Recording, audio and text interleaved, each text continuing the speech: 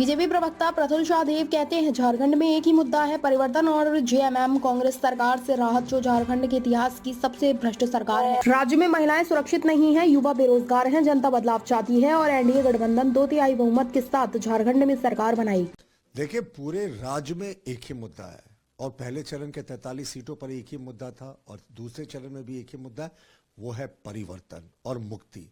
मुक्ति और परिवर्तन, इस भ्रष्ट सरकार को उखाड़ फेंकने का संकल्प। झारखंड के इतिहास की सबसे भ्रष्ट सरकार हेमंत सोरेन सरकार है। महिला उत्पीड़न, 7400 रेप केसेस हुए हों, बेरोजगारों को ठगा गया हो, नौकरियां नहीं मिली हो, पूरी विधि व्यवस्था कोलैप्स कर गई हो।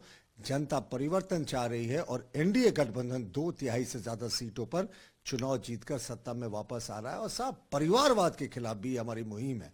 और बांग्लादेश घुसपैठ इस चुनाव में संताल परगना इलाके में एक बड़ा मुद्दा है, क्योंकि कांग्रेस के प्रभारी जो गुलाम मीर है, उन्होंने तो स्पष्ट कहा कि सरकारी योजनाओं का लाभ वो बांग्लादेशी घुसपैठियों को भी देंगे। 450 रुपए में गैस सिलेंडर घुसपैठियों को देंगे। यानी ये देशद्रोह की बातें हैं। और ये कहते हैं घुसपैठिए कहाँ हैं? इन पे इनके जो प्रभारी हैं वो तो मोहर लगा रहे हैं कि घुसपैठिए है साहब, और हाँ, किसी में हिम्मत है तो रोको, हम घुसपैठियों को देंगे आदिवासियों और मूलवासियों का हक छीन कर।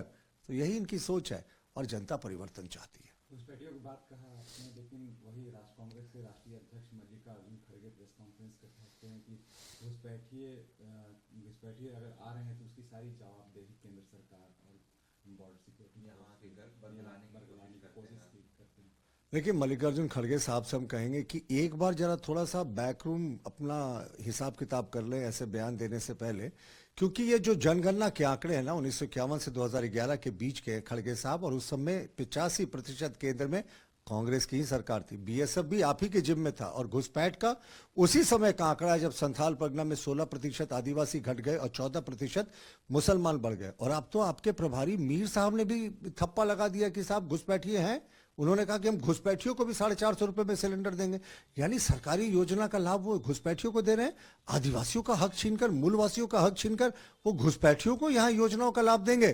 तो यही है कांग्रेस का हाथ घुसपैठियों के साथ, और अब तो मोहर लग रही है साहब इस पे। सर, एक निर्वाचन आयोग ने, जो इलेक्शन कमीशन है, कांग्रेस के राष्ट्रीय अध्यक्ष और भाजपा के राष्ट्रीय अध्यक्ष जेपी नड्डा को पत्र लिखकर कहा है कि जो आप लोगों ने शिकायत दर्ज करवाया एक दूसरे के खिलाफ, उसके जवाब मांगा है, उसका जवाब मांगा है। देखिए, ये प्रक्रिया चलती रहती है। चुनाव के समय में कुछ शिकायतें होती हैं, चुनाव आयोग उस पर स्पष्टीकरण मांगता है, पार्टियां स्पष्टीकरण देती हैं।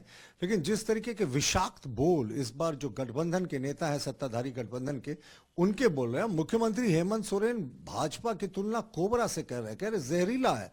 यानी ये फ्रस्ट्रेशन का लेवल दिखा रहा है साफ कि आप चुनाव हार चुके हैं।